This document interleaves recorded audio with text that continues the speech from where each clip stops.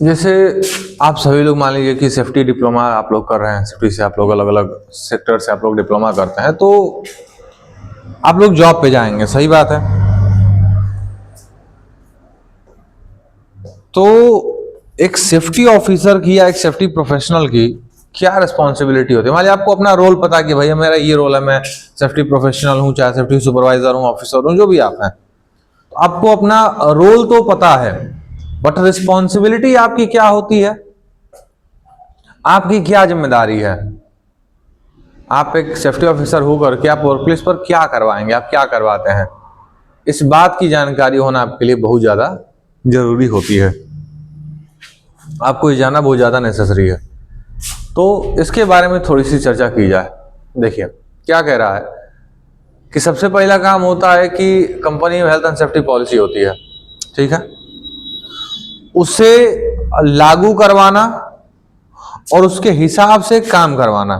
मतलब पहले की सेफ्टी पॉलिसी दी गई तो सेफ्टी पॉलिसी को लागू करवाना है और उसके हिसाब से काम करवाने की जिम्मेदारी आपकी होती है। अब ये हेल्थ एंड सेफ्टी पॉलिसी होती क्या है? तो सर यह एक ऑर्गेनाइजेशन का एक लीगल डॉक्यूमेंट होता है जिसमें किसी भी ऑर्गेनाइजेशन का जो भी हेल्थ एंड सेफ्टी के रिलेटेड एम होता है, ऑब्जेक्टिव होता है, मतलब क्या करना चाहते हैं, कैसे करना चाहते हैं, कौन करेगा, ये सारे इंफॉर्मेशन उस पॉलिसी में मेंशन की गई होती है, उसे हम लोग हेल्थ एंड सेफ्टी पॉलिसी कहते हैं। तो अब वही चीज कर रहा है सर कि एक सेफ्टी ऑफिसर की रिस्पॉन्सिबिलिटी होती है क्या? That complying and implementing health and safety policy, कि आप किसी भी हेल्थ एंड सेफ्टी पॉलिसी को कंप्लाई करवाइए एंड इंप्लीमेंट, मतलब लागू करवाइए और उसे फॉलो भी करवाइए, मतलब लागू करवाना और उसके हिसाब से काम को भी आगे कंटिन्यू करना ही आपकी सबसे पहली बेसिक जिम्मेदारी होती है। फिर क्या कह रहा है, देखिए वर्कर्स आते हैं जब आपकी कंपनी में, नए नए जब लोग आते हैं तो आप एक ट्रेनिंग देते हैं जिसे बोला जाता है इंडक्शन। ज्यादातर इंडस्ट्रीज में जो सेफ्टी प्रोफेशनल्स होते हैं उन्हें भी इंडक्शन ट्रेनिंग में, मतलब वो भी इंडक्शन ट्रेनिंग देते हैं। तो आपकी जिम्मेदारी एक और हो गई क्या sir? That giving induction training to the new workers, visitors and contractor, यानी जो भी नए वर्कर आएंगे, विजिटर आएंगे, सुपरवाइजर आएंगे, इन सभी को क्या करना है सर? आपको इंडक्शन ट्रेनिंग देनी होगी। यह भी आपकी जिम्मेदारी होती है, आपकी जिम्मेदारी बनती है, ये आपको करना होगा। आप इंडक्शन ट्रेनिंग के बारे में आप लोग पढ़ चुके हैं, ठीक। फिर देखिए क्या कह रहा है उसके अलावा, conducting tool box talk meeting before job और any shift. Mainly safety supervisor ये काम करते हैं कि सर क्या करना है आपको, वर्कर्स को इंडक्शन वर्कर्स को टीबीटी आपको करवानी होगी। जब वर्कर काम करने के लिए जाएंगे तो काम के शिफ्ट के स्टार्ट होने से पहले आपको क्या करना होगा सर? उन सभी वर्कर्स को आपको टीबीटी करवानी होती है, जिसे हम लोग टूल बॉक्स टॉक कहते हैं। तो आपको टीबीटी करवानी होगी, अभी आपकी जिम्मेदारी होती है। फिर क्या है सर? दैट काम जब होता है तो परमिट लिया जाता है। जब काम होता है तो परमिट का इस्तेमाल करते हैं। आप परमिट के बारे में जानते भी हैं, आपने बहुत सारे परमिट्स को भरा भी है। तो वही बात कर रहा है सर कि जब आप काम करने जाएं तो सुनिश्चित करिए कि परमिट का इस्तेमाल किया जा रहा है, परमिट का यूज हो रहा है या नहीं। तो वही कह रहा है सर, इंश्योरिंग, सुनिश्चित करना that permit work system before job, यानी आपको इस बात को सुनिश्चित करना होगा कि परमिट सिस्टम का इस्तेमाल किया जा रहा हो। यानी आपको सुनिश्चित करना है कि जब काम कर रहे हैं तो काम करने से पहले परमिट लिया गया होना चाहिए। इस बात को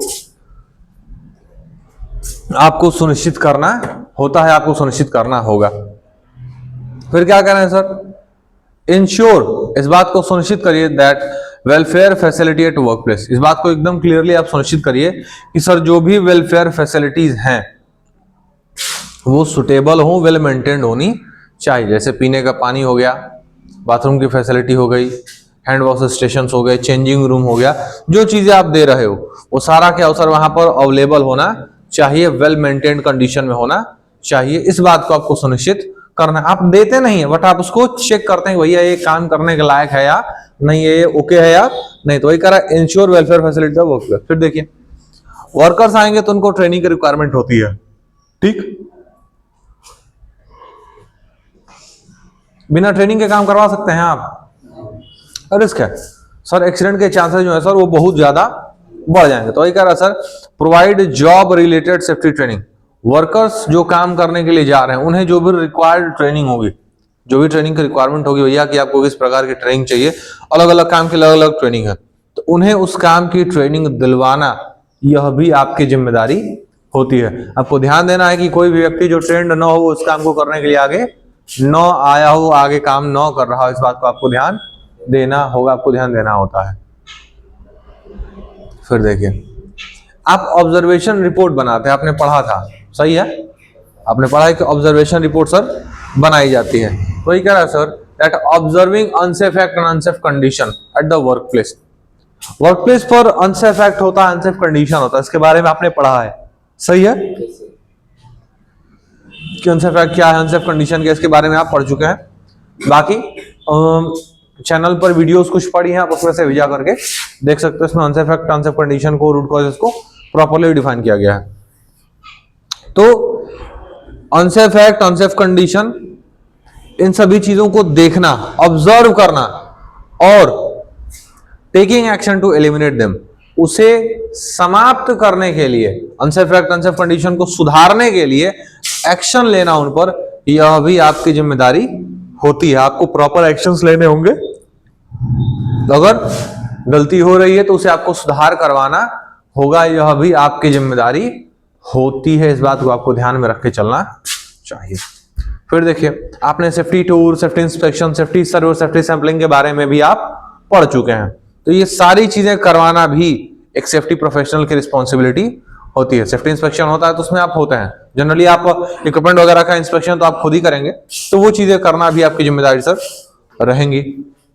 फिर रिस्क असेसमेंट आप पढ़ चुके हैं, एक ऐसा क्रूशियल डॉक्यूमेंट जो किसी भी ऑर्गेनाइजेशन में यूज किया जाता है, बड़े से बड़े काम में जो भी हजार्ड्स होते हैं उन्हें कंट्रोल या एलिमिनेट करने के लिए।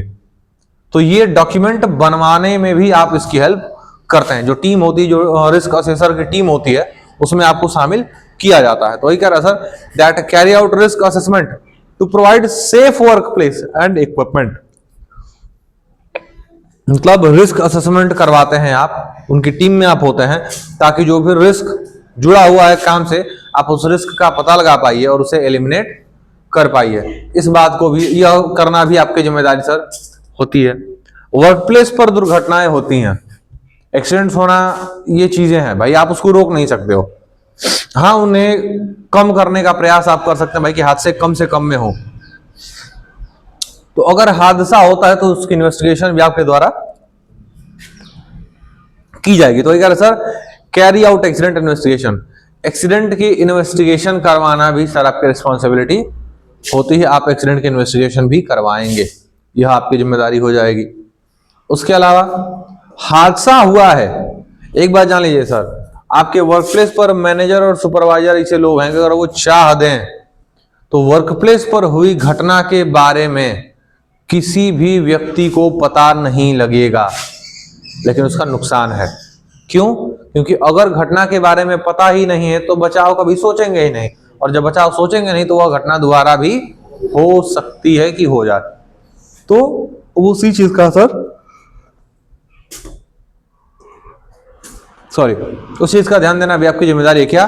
That reporting to management about accident, यानी जो हादसा हुआ है, जो घटना हुआ है, उसकी जानकारी मैनेजमेंट को देना, यह भी आपकी जिम्मेदारी होती है। मैनेजमेंट को आप बताइए सर ये घटना हुई है, चाहे इस तरीके की, मतलब जो भी घटना हुई है उसकी प्रॉपर जेन्युइन रिपोर्टिंग मैनेजमेंट तक पहुंचाना, यह भी एक सेफ्टी ऑफिसर की या सेफ्टी प्रोफेशनल की रिस्पॉन्सिबिलिटी में गिना जाता है, आपकी जिम्मेदारी यह होती है। फिर देखिए, वर्कर्स को पीपीज मिले हैं, नहीं मिले हैं, मिसिंग है, क्या है, उन्हें आप अवेलेबल करवाएंगे, ये आपकी जिम्मेदारी रहेगी। भाई मान लो आप ला के दोगे नहीं, बट उसे अवेलेबल करवाना आपकी जिम्मेदारी। जैसे मान लीजिए सुपरवाइजर से आपने बोल करके करवाया, भैया सुपरवाइजर आप हैं, आपके वर्क प्लेस पर वर्कर्स को ये नहीं है, तो आप सुपरवाइजर से डायरेक्ट कांटेक्ट कर सकते हैं इस चीज के लिए। तो ये कह रहा sir that providing personal protective equipment such as safety hard hat and mask, यानी इस तरीके की चीजें वर्कर्स को प्रोवाइड करवाना, देना या दिलवाना, यह भी आपके जिम्मेदारी का एक हिस्सा है, यह भी आपकी जिम्मेदारी होती है। तो ये कुछ जिम्मेदारियां रही, ऐसा नहीं कि केवल इतना ही, इससे भी बहुत सारी चीजें हैं, कुछ पॉइंट्स, कुछ फैक्ट्स जो एक सेफ्टी ऑफिसर की रिस्पॉन्सिबिलिटी में गिना जाता है, इसके बारे में आपने देखा। इसके बारे में आपकी क्या राय है आप कमेंट बॉक्स में मेंशन कर सकते हैं। बाकी अगर कोई डाउट हो तो उसे भी आप उसमें मेंशन करके भेज सकते हैं, आपके डाउट का सॉल्यूशन मिल जाएगा। बाकी हमारी टीम का और संस्था का नंबर आपको डिस्क्रिप्शन में मिल जाएगा, आप वहां से जा करके हमसे डायरेक्ट कॉन्टैक्ट भी कर सकते हैं। बाकी मिलते हैं नेक्स्ट वीडियो में। Thank you so much.